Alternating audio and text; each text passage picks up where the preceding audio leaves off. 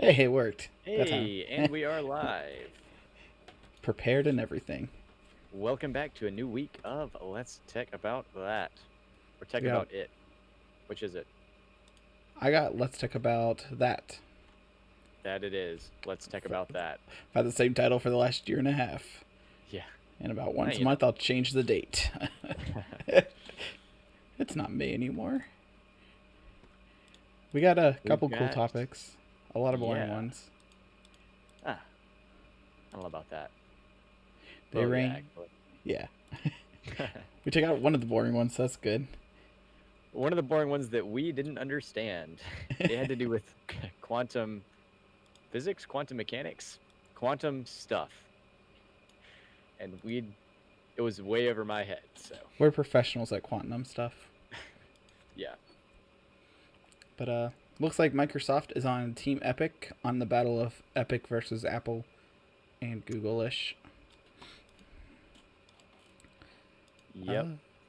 We got an article from PC World saying that you can turn any laptop into a Chromebook. And if you can't guess by the timestamp down there, it's not really a Chromebook. And my little aggravation with this article that's been reposted a million times over the past 3 years. Windows 95 turns 25 today. Yay! Hey. Or yesterday if you watch this tomorrow. BlackBerry is keeping the one feature that I think is keeping BlackBerry in business, to be honest. Yeah. I read an article today, which is now in the description below, on why Comcast says your internet being terrible is not their fault, which is a rewording of the actual title. Nintendo may launch a new Switch model in 2021, so you'll have to get your third Switch to complete the set. We've got some controller options for Microsoft Flight Simulator. We've got Good Guys Samsung's Find My Mobile feature will now work with offline devices. When I read that title, Hey, I was confused. I'm but very confused. It makes a lot of sense. It's actually kind of similar to the way that the whole COVID tracking works on your phone. We'll talk about it later. It's the first day of school, which means that, of course, Zoom is back in the news. And finally, a kind of scary title, but apparently it's not that bad. NASA's International Space Station air leak. Cosmonauts, astronauts, search. Basically, there's an air leak on the International Space Station. Sounds like a really bad thing, but after reading the article, it's not as terrible as the title sounds. It happened after the Taco Tuesday, didn't it? And the astronaut's like, we gotta open a window. There's no other option. Can't stand the smells. Right. That's my only guess on that. So starting over at the top, because that makes my timestamps in order. It makes this whole thing a lot easier to work with. Microsoft is backing Epic against the Apple lawsuit, which for some reason is not named the Apple and Google lawsuit. So it's over on Ars Technica. I didn't actually read the whole article. I just read the title and was like, I got the gist of it. But Microsoft says maintaining Epic's access is the right thing for developers and gamers. And that's as far as I read. But yeah, from the looks of it, it seems like Microsoft decided to take Epic's side, which is a little odd in my opinion. I thought Microsoft would have sat with Apple and Google, seeing as how Microsoft is creating a Microsoft Store on the Windows and is definitely heading towards the Apple and Google way of life. Mm-hmm. Getting the Microsoft ecosystem. Yeah. Yeah. But that's the development on that one. Unless you know anything else on it. It's not really. Yeah. My opinion is not that interesting of a lawsuit fight. Yeah, it'll be interesting to see the results, but kind of following along as it happens it's just slow. A legal battle that's going to take a while for them to work it out, and they'll probably settle out of court for something or whatever. Yeah, right. These days. Yeah. You know something that's not slow and boring? Installing the cloud on your computer. This is over on I can't copy and paste. PC World. PC World. We're running a little slow over here. PCWorld.com/article/3572269/ There we go. Finally loads. Yeah. I think. Yeah. It did not load. No, that's not it. There it goes. That's it. I got it. How to turn an old laptop. Yeah, right. How to turn an old laptop into a Chromebook block website. Are you kidding? Not only will you save money, but some older laptops have better hardware than cheap Chromebooks, making this project a double win. So a Chromebook is like a MacBook, or like an iPad, I guess is a great example. Just because you buy a tablet does not mean you bought an iPad. Just because it runs cloud ready doesn't make it a Chromebook. So I've seen these articles all over the place for a long time. Since Cloud Ready's been, I think Cloud Ready's been around since 2017. And it's actually based on Chromium OS. But yep, it's Cloud Ready by Neverware. I've installed it on a couple computers actually, and it pretty much runs like Chrome OS. Cool. But it's not Google branded. It's like buying the big box soda. It's it's like the off-brand Chrome. Yeah, it's off-brand Chrome. And so of course it runs fast because you're running this world's smallest Linux OS. Yep. Looking at the system requirements, 2 gigabytes of RAM, 16 gigabytes of storage, which is tiny for a laptop. And ideally be manufactured after 2007. So you're probably good. So one of the super good uses on this is Dell and HP are really bad about it because I get a lot of those in my store. They sell computers with 32 gigs of NVMe onboard storage. I forget what the fancy word for it is, but it's NVMe X or something like that. Okay. But so it's not like an NVMe drive or an SSD or a hard drive or any type of SATA drive. It's actually just soldered onto the board. And it's only 32 gigs. And after about 9 months of Windows updates, you can't update the computer anymore because there's no more space. Wow. And so you just have to delete everything on the drive and then reinstall through a USB stick the latest updated version. Wow. Or I do this. That's amazing. And I just tell them it's kind of like a Chromebook, but it's not a Chromebook. Yeah. Wow. But yeah, that's what this is super useful for, is when they go to the store and they buy that $180 laptop. A cheaper laptop that won't run Windows as well. Yep. But it would run something like this, yeah. Because this is just a web browser. This is basically just Chromium. But I guess this is one of the better pictures. So, yeah, you can see the full picture. Down the bottom, they have the settings, and they have Chromium, but they don't have Chrome. But I'm sure you can install Google Chrome if you wanted to get Google Chrome. But, yeah, it's just Google without the Google. It's a great option for those that are in a tricky laptop situation while back to school is rolling around.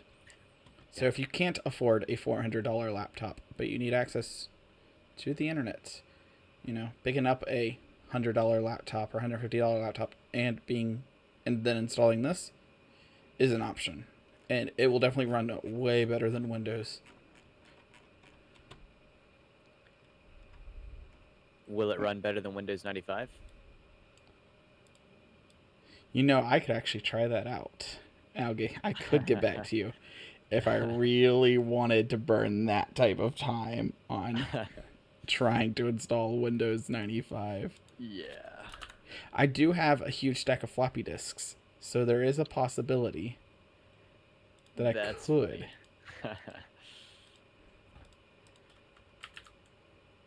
Well, Windows 95 turned 25.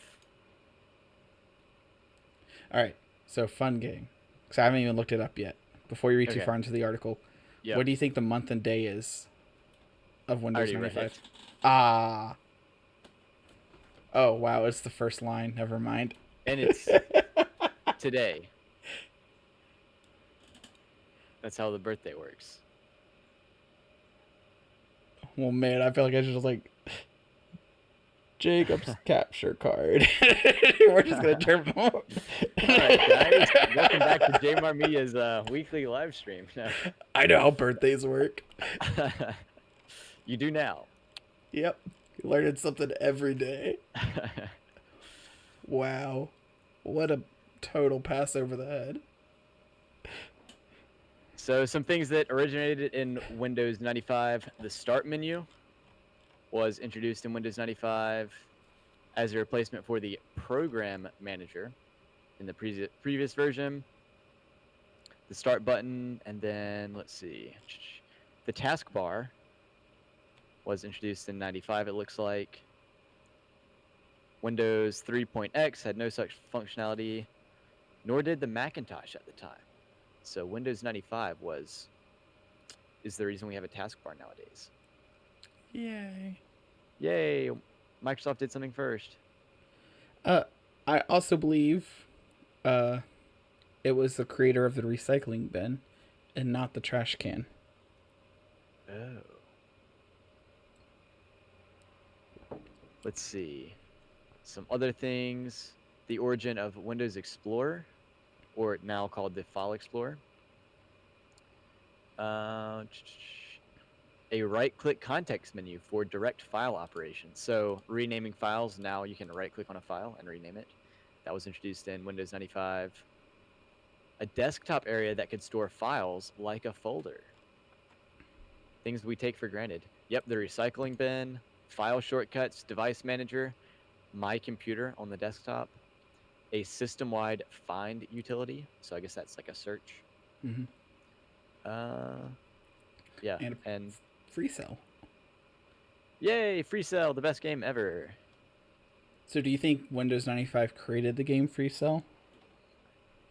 Microsoft may have.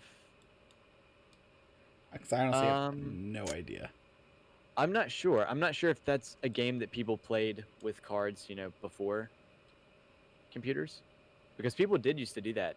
They'd have this deck of cards. It was like 52 pieces of paper on top of each other. And yeah, back in the olden days. I am Wikipediaing Free Cell. Free Cell's a solitaire. We've come a long way since Windows 95. I don't know what the first version of Windows that I ever used was. I feel like it was probably Windows ME, which is, I guess, Millennial Edition. Yep. But I don't know that for sure. So one of the oldest ancestors of Free Cell is called 8 Off. Okay. And it's from June 1968. Okay. One should be older than August 24th, 1995. Yeah. I almost had trouble remembering when Windows 95 came out.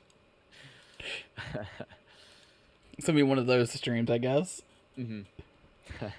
Seems like it. Yeah, because I know some games, like Solitaire, people play Solitaire with a deck of cards, but it's also sometimes installed with Windows, or not anymore.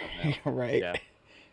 It comes pre-installed, but it's not by Microsoft or something. Or it is by Microsoft, but it's a separate app. It's no longer built in. Gotcha. I really don't understand it.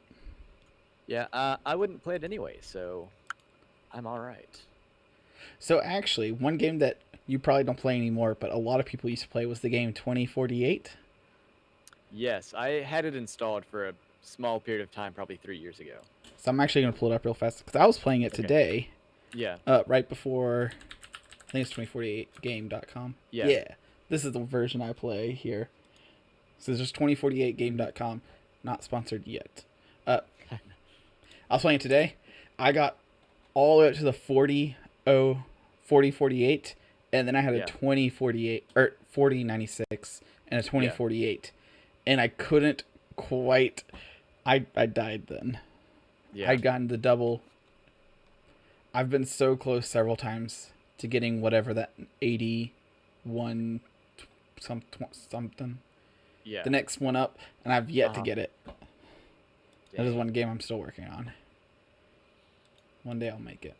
Yeah, I remember when that game was big. It was probably 3 or 4 years ago. Maybe actually longer. Time flies. Right? You know what was cool even Speaking long of before? Yeah, a long time ago. speaking of old things, the BlackBerry. Ancient. Yes. So if you remember the BlackBerry from many years ago, the thing that made them so cool was they had this slide out keyboard.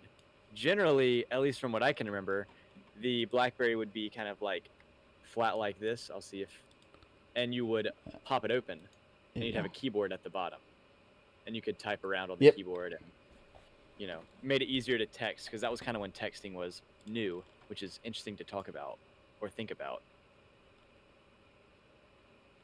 But yeah, it made sending a text message a lot easier. Certainly easier than typing it out on the number pad, which is what people had to do. That would be terrible. I'm glad that was before my time. Yeah. But yeah, it looks like it's called a QWERTY BlackBerry 5G smartphone. And supposedly it looks like this. And as you can notice, it has a keyboard. And I think I would prefer a physical keyboard over a touchscreen keyboard. Go ahead. Oh, the only arguments I could give for not having a physical keyboard is that it takes up space, and then you would have to shrink your phone screen to make room for it, or shrink your battery. You have to give up something else for a physical keyboard. Yeah. But we're already giving up thinness for battery. So, I mean, at this point, just take away more battery.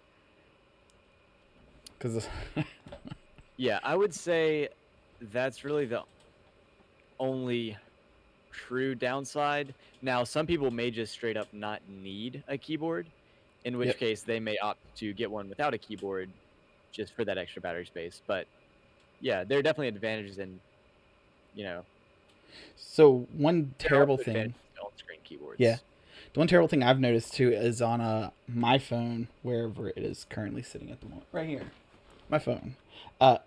It's not a 16:9 ratio. So when I watch videos, I have black bars on the this part of my screen to make it more 16:9, and I was like, well, why don't we just take it off so that it is 16:9 and give me a keyboard? Because 99% of what I use my phone for is typing. Yeah. The rest of it is photo. And it's a 16:9 foot. Like, I'll crop it. Yeah. Yeah. For me, I actually like using the screen for typing because depending on what I'm typing, sometimes I just swipe to type. Okay. Like, you can swipe over a word. I used to swipe, and now I have not done it since I got my new phone. Sometimes, you have to resort to actually typing out the individual letters if it's a word that would get autocorrected or another advantage of having an on-screen keyboard, and this is a pretty big advantage actually, is that if you speak languages other than English, having an on-screen keyboard makes it easy to change the language. Whereas if you have a physical keyboard, you can't necessarily do that. That's not necessarily a disadvantage of having a physical keyboard because you can always, not use the physical keyboard and just use the on-screen keyboard instead. But there are valid reasons to use an on-screen keyboard. Now, what if the on-screen keyboard, what if the keys were screens? You mean the physical keyboard? Yeah. Or the physical keyboard. If the keys you could do that, but it, I guess, could just get more expensive. Right, you have shards of glass everywhere. Pretty quickly, yeah. Yeah. But yeah, I mean, that could be doable. Or even if it was just, maybe not a screen, but some kind of LCD display, like a small thing that only had, 4x6 pixels or something? Yeah. Rather than an actual screen. Which might make it cheaper, I don't know. But yeah, it's cool that BlackBerry's doing that because some people will definitely like that. Or just make a slightly thicker phone. Yeah. I'm not on the thin phone bandwagon. Don't you like your mobile phone to be mobile? No, able to man. fit it in your pocket? I like being able to drop it and not break it. That's the case, not the phone. In other news, right? Comcast says it's your fault that your internet is terrible. And that is definitely I feel personally attacked. Word for word of what they said. Oh, wow. It plays audio as soon as you open it up. Yes, it does. Very loudly. We're going to go ahead. Did you hear it from my headphones? No, I heard it from my headphones. So I click on the link in the dock and it opens up in my Chrome tab. I have to copy and then I paste it over into my Brave tab. And so I had two of her screaming at me at the same time. We are good now. Comcast offers tips on how to speed up Wi-Fi while working from home. And shockingly, tip number 1 is not to give them more money. I don't know how they skipped that tip. Hey, I'm a fan. You're a fan. So, interesting enough, they say, I assume it's talking as in Comcast says, the average American household network is tapped into 21 devices at a time. That's 21. A lot. So I would argue the exact opposite. I would argue that 21 devices connected to your internet is not very many in the grand scheme of how many things can be connected to your network. So currently, like at this moment, there's probably at least 30 devices in my house connected to my Wi-Fi. If only there was a way to check, right? If only I could like access the router. But still, the average American household? And like aside from my desktop and another desktop in this house, most of the devices I bet are using next to no data. Like the only reason I'm using a ton is because I'm streaming. And the only reason the other desktop's using a ton is because they're probably streaming. Yeah, for sure. And then like everything else, like my phone connecting to the network. I mean, sure, sending memes back and forth uses data, but we're sending 54 megabyte images. It's not enough to really put a dent in it. And it's not constant. Yes. Well, our videos end up being, I think, like 7 or 8 gigs by the end of it, depending on if we stream for 20 minutes or an hour and 20 minutes. And that, 8 gigs over, an hour is a lot harder. Yeah. I'm going to let you talk for just a second while I pull this up. Let's see. I still think that 21 devices is still a lot for the average American household. I find that hard to believe, especially if the average family is 4 people. That's 5 devices a person. Okay. That seems like a lot to me. That might be true, because I am definitely a more tech-oriented person. So to say 5 devices, I'm like, I can name you 8 of my personal devices that are on the network. Yeah, but most people are going to have... They're going to have a phone, a tablet, and a laptop, maybe. Laptop, yeah. Maybe a desktop. So one of the things that was great about upgrading to fiber at my house is I have fiber through AT&T, and they actually show me how much data I'm using. Cool. And so my data flips over on the 29th of every month. And so like we're coming up towards the end of it. So this is a great example. And I've used 581 gigs of data. The entire house. Used 581 gigs in almost a month. So it's about 600 gigs a month. Okay, so I divided 581 by 25, which averages out to 23.2 gigabytes per day. Okay, that's like... So about a gigabyte an hour. Okay. And then it's definitely heavier in the evenings, of course, because we're going to be burning through about... watching videos or, Yeah, like tonight, as soon as me and you connected on a video call, to when me and you hang up on the video call, I would probably use 10 gigs. Yeah. Does it break it down over the month, or it just tells you the total for the month? I can probably find out if you want to keep talking, so it's not boring. Yeah, because that'd be pretty interesting. All right, so Comcast has another few tips on how to speed up the Wi-Fi. It says, first, the better the modem, the better the quality of your connection will be, which don't the ISPs normally provide the modem? They do, most of the time. Okay. Another Yeah. interesting Now you idea, might have your own Wi-Fi router. Yeah. Is that with my AT&T fiber, the modem is a tiny black box that just changes it from their weird fiber cable to an Ethernet jack, and then that Ethernet jack just plugs into my router. Like, there's no weird fancy stuff.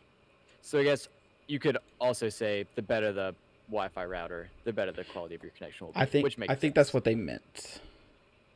I would agree with that, yeah. And not only that, the location of your modem, they say, the location of your Wi-Fi router matters. Comcast says if you have your device tucked away in a corner to hide it, it's probably not going to work so well, for example, on the other side of the house, opposite of that corner. Yeah. They recommend putting it somewhere central. Yeah, think about your house and where you're trying to get good connection and put it there, which makes, I mean, that's pretty common sense, in my opinion. Okay, well, I tried to load it. Let me double check real fast. Every time I refresh it, it's not going to show you. It's too white. Something's gone wrong. Let's try this again.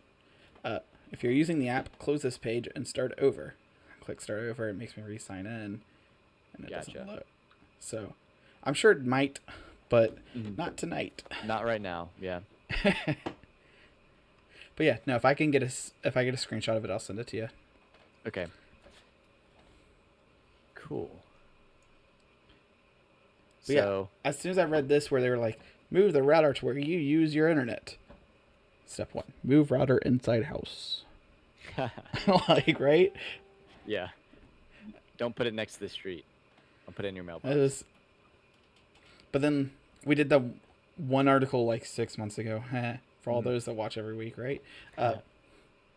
On the Wi-Fi placements in a house and how you can use like the Wi-Fi analyzer tool on your phone. Yeah. You can download a Wi-Fi analyzer app, and then you can find the weak spots and then put the extenders or another access point. Directionals or yeah. And they didn't really mention much about that besides to fill your house up with the where's their sensing. They did mention using a mesh network though, so maybe having multiple Wi-Fi routers or rebroadcasters throughout the house. Like, say you have a really long house. If you have a router in the middle, it may not reach the other opposite end. Yep. So you might want to have a, what do they call them? Yeah, they just call them a Wi-Fi mesh extender. Network. Yeah, okay, Wi-Fi access point. Yeah. But yeah, it's not Comcast's fault that the service they provide you is terrible. So just remember that next time you yell and complain when it all goes out. It's not you, it's me. Yeah, speaking of it's not you, it's me. This video today is brought to you part by NephewTech.com. Look at that. And Jmart Media. Jmart Media. Brought to us by not you, but me. You didn't do anything but watch. Exactly. We did all the talking. Such a one-way relationship we have with the viewer. Kind of a triangle, actually. Ooh. Scandalous, as they say. Speaking of a scandal, Nintendo might be coming out with a third triangle. A third Nintendo Switch model next year. So they've got the original Nintendo Switch, the Switch Lite, and then now this new Switch, which basically no information has been leaked out. There were two things that were said about it. Wall Street Journal said that Nintendo is planning a more powerful Nintendo Switch hardware revision with enhanced features targeting at targeted at avid gamers. So the Switch is going to be targeted at gamers, apparently.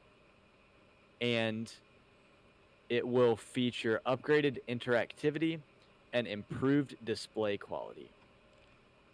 So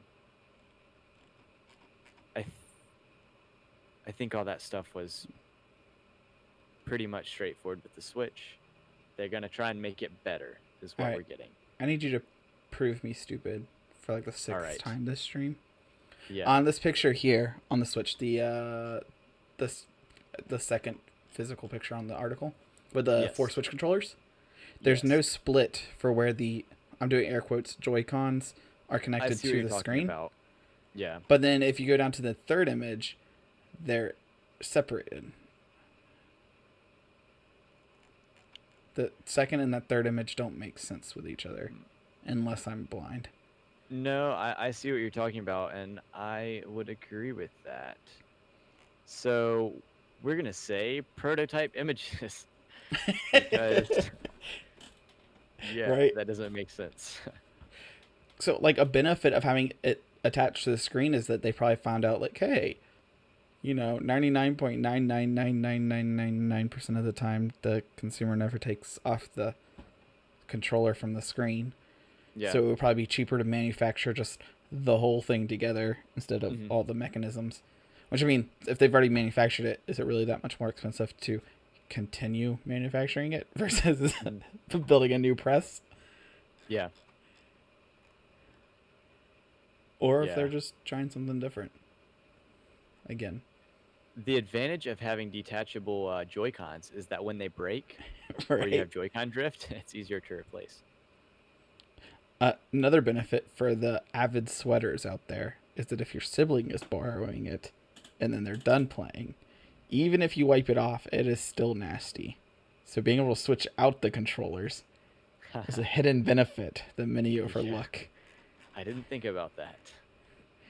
You don't think about it until you have to share a face mask on HTC Vive. I have had to do that. Right? It's good. It's worth the extra $10 to not share face sweat. Speaking of controllers, Microsoft Flight Simulator. We've got some controller recommendations from Eurogamer. And they've got a few different picks based on budget, mid-tier, and high-end setups. The prices they list are in pounds, but I think I've learned to convert pounds to dollars, so we'll see how this goes. Did you learn or did you Google? I Googled, and Google taught me, so I learned. First off, yes, you can use an Xbox controller in Microsoft Flight Sim. Using an Xbox controller probably isn't the worst thing in the world because having joystick is nice. In my opinion, it's kind of better than having a mouse and keyboard. Now, you will still have to have a keyboard for some things because airplanes have lots of controls. No kidding. And so to use all of these different things, you might still have to use a keyboard because the Xbox controller doesn't have enough buttons. Yeah. But I actually like using an Xbox controller for flight games because, and only because, you have the joysticks. Which makes sense. Yeah. So that's kind of the budget, the bottom of the budget options. I mean, you could just use a keyboard and mouse if you had to. But a lot of people just have Xbox controllers laying around. Yep. I actually have some off-brand Xbox controllers we used to play Minecraft with. We used to play split-screen Minecraft. With controllers. Oh, sick. Yeah. That's harsh life. The person with a mouse and keyboard definitely had an advantage. Then we've got a budget Microsoft Flight Simulator setup. 2-in-1. Yeah, with the Thrustmaster T-Flight HOTUS, which costs you well under 50 quid, which 50 quid is about $65 US. I have actually heard that it's hard to find joysticks right now because of Flight Simulator. Everyone's bought them out. Yeah. Do you want to buy mine? No. I don't have Microsoft Flight Sim. But you can have my controller. What's that mid-tier? Well, with the budget tier, they've also got pedals, which will bring you up to about $100 total, or about 120, 130 US dollars. Then we've got the mid-tier Microsoft Flight Simulator hardware and joystick setup. I almost bought this one. Which is the Logitech Pro Flight Yoke. You can see it's got a sick little steering wheel for your plane, whatever you call it, whatever a pilot would call it. It's a yoke. And then it's got 3 fancy levers on the right.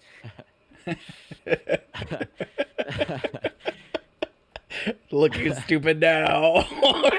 It comes to a total price of about 140 pounds, or about 200 US dollars.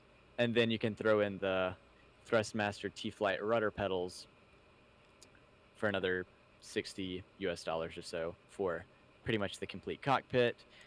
And then on the high end, which I'm sure you can go way more high end than this. Right. Get a real airplane inside your house. Yeah.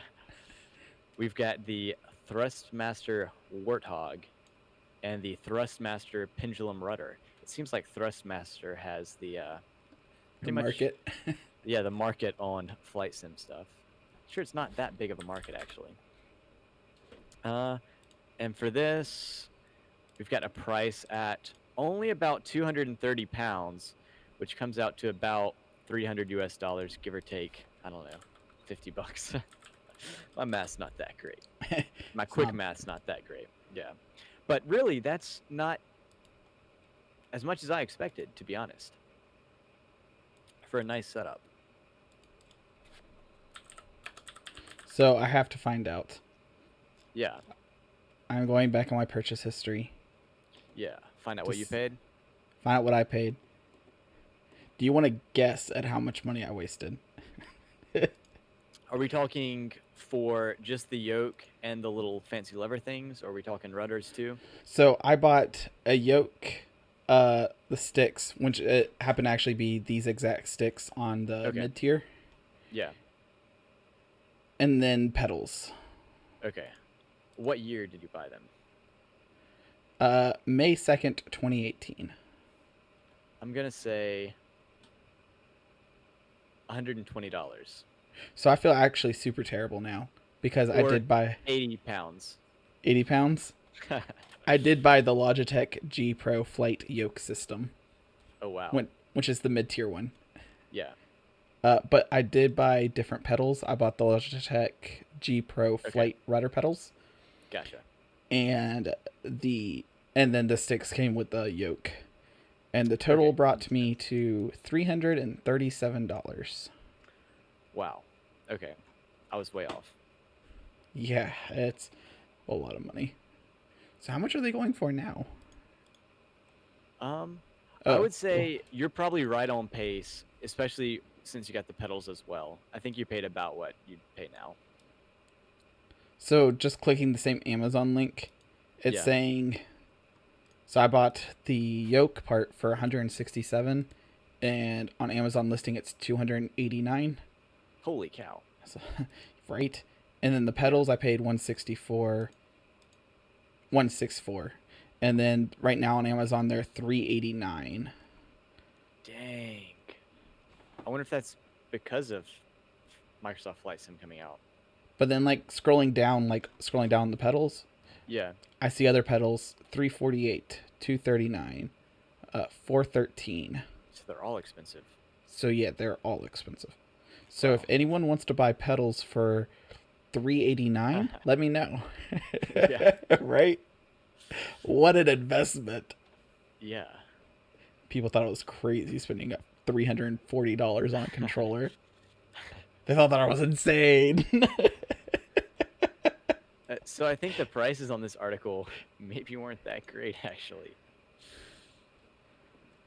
No, because what you just listed were way more expensive than what was in that article I just read.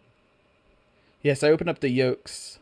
Thrustmaster T-Flight HOTUS 4 is $180. The HOTUS X-Flight is $190. Yeah, these are crazy. Yeah. Speaking of crazy, I thought I was crazy when I read the title of this article. Or maybe I thought the writer of this article was crazy. Samsung's Find My Mobile feature now works with offline devices. All right, so picture this.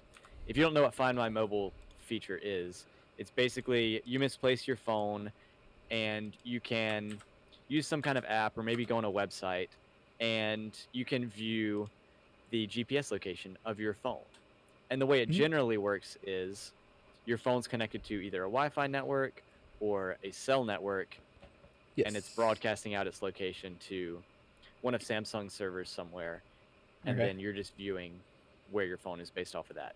But now it works with offline devices, which I didn't think made sense, right? Because you need some kind of connection for your phone. But how does it do that? Yes, it uses, let's see where it is, a community find feature. So basically, your phone communicates with other Samsung devices nearby to tell these nearby Samsung devices where your device is. And then the other devices tell Samsung servers where your device is. So when you try and find your device, even if your Wi-Fi is turned off or whatever, if you have this feature enabled, it will help you at least narrow down the area that your phone could be in.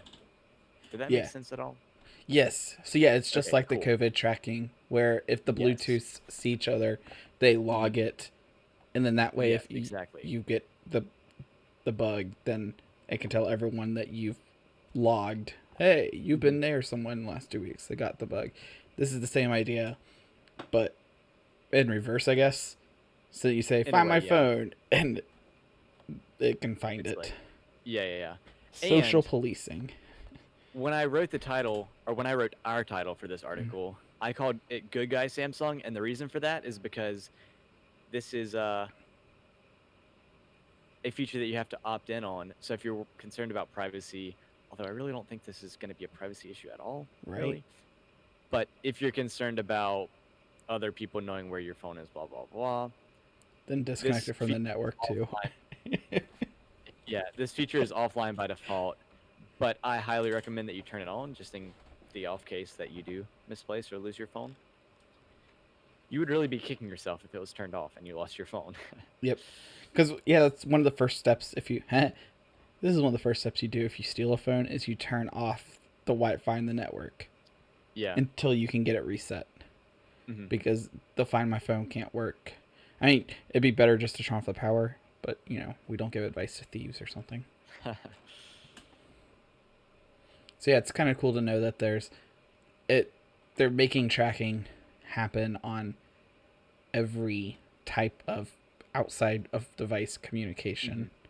It's terrifying too, but it is a little bit, yeah. Speaking of, I don't know if this is terrifying necessarily, but school's back in session and Zoom was down this morning. And I'm sure school children were happy, as this article from The Verge says in the title. People are calling it a digital snow day. That's a good term. Yeah, it is. I thought that was funny. And digital fire drill. Yeah. And people were kind of memeing about it. Like, if you scroll down a little bit, there's an outage map from someone on Twitter talking about Zoom days and snow days, yeah. And then further down, there's the "everything is on fire" meme. This is fine. Yeah. So that's really all I have to say about that. I guess people hope that Zoom would have fixed their server issues. I mean, I know everything's happening all at once. Schools all go back in at one time, and their servers are just not prepared for it. But right, yeah. So I got an email this morning too that Microsoft 365 administrative portion, I just looked up, it's called the admin portal, is down, and then supposedly other Office 365 subscriptions were affected, including OneDrive. Okay. And I bet that has to do with the back to school rush happening today. That nobody was prepared. Because last week, I believe, the local community college here, their Blackboard went down, or Moodle, or whatever they're using now. Mm-hmm. Whatever their online software is, it went down last week, I believe. Gotcha. That's actually an interesting point that I hadn't really considered much recently. But we've been talking a lot about game streaming recently, and game streaming is super convenient if you don't want to build your own gaming computer. You can game for cheap. But what happens when all their servers go down? Then you can't play. You know? Oh, yeah. Or you get refund. Or you mentioned an issue with OneDrive. Imagine you're running a small business and you save some of your business files on OneDrive because you don't want to lose them. You want to have access to them in multiple places, and then OneDrive goes down. Yes. Like, the cloud has advantages, but it's not without disadvantages in security or sometimes reliability, I guess. Yeah. So a important part would be looking into the terms of service or user agreement or whatever you want to call it on a loss of profits. Because if I'm using, I use Google Drive. So, if my Google Drive goes down, I mean, there's still a copy of everything on all my computers. So that's the whole reason I use it. It's just to make the copies across all my computers. Yeah. So even if it goes down, I'll still have a copy on everything.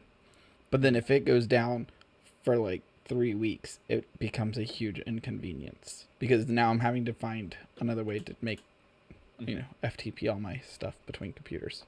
Yeah. But yeah, for some small companies that might rely on it to drop, the legal docs or something from one person's computer to another person, or, transferring bills of sales across people, it could be pretty bad. Or even if you're just storing them on the cloud and not keeping a local copy, which some people do. You laugh, but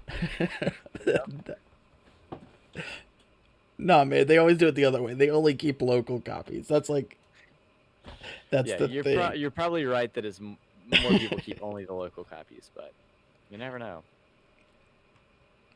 I can imagine handing somebody, these are my baby photos. Please keep them secure. I don't have any copies I'm keeping myself. Nah, man. Not a chance. And finally, NASA is going to try to hunt down a leak on the International Space Station this weekend. And the subtitle, "The crew on board isn't in any danger," which is good. So I know how they can do it. They go outside the space shuttle with a bucket of soap, with a bucket of soapy water, and wait for the bubbles. I wonder if that's how they'll do it. I mean, what other option do they have? Though. Yeah. Yeah, so apparently there's just a small leak. Apparently the leak has been there for quite a while now, and they just realized it because they'd been going through their supply of air a little bit longer than they normally do. But ISS has been pretty busy with all the SpaceX stuff, the SpaceX missions to the ISS. So they just haven't had time to work on it, but now they're going to go ahead and work on it. And get figured out. Apparently it's happened 2 or 3 times before. But they were able to fix it, and it wasn't a big deal. Which is good to know, because that would be kind of a scary thing, it seems like. Yeah. So one comment on here is maybe they just sent up a particularly offensive astronaut and he sucks all of the air out of the room. But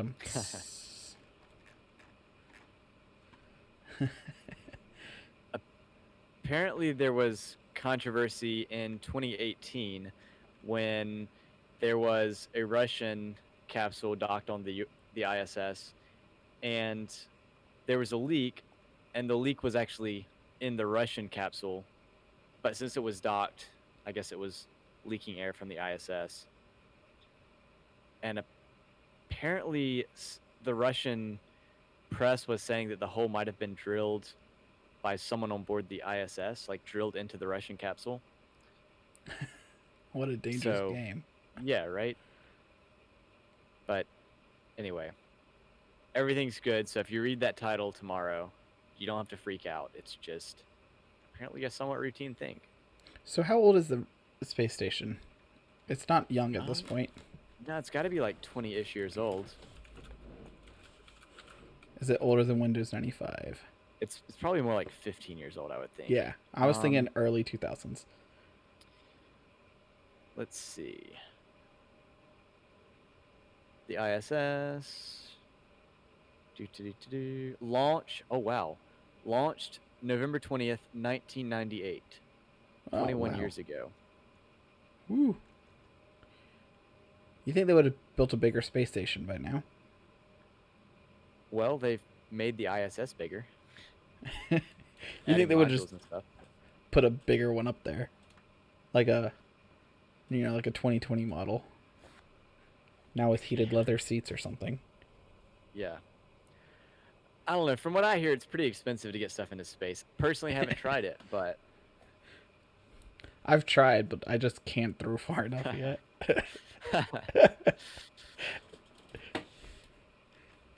It's a constant fight of how far can I throw a spaceship. Gravity is pretty strong. It's kind of a good thing, though. I'd hate to be floating out in space. I get it. Well, awesome. We did it. We made it for a full hour minus 8 minutes. Yeah. So not a full hour, but, technicalities. I can really delay the push of this end stream button. And we'll tech about that next week. We're going to talk about all the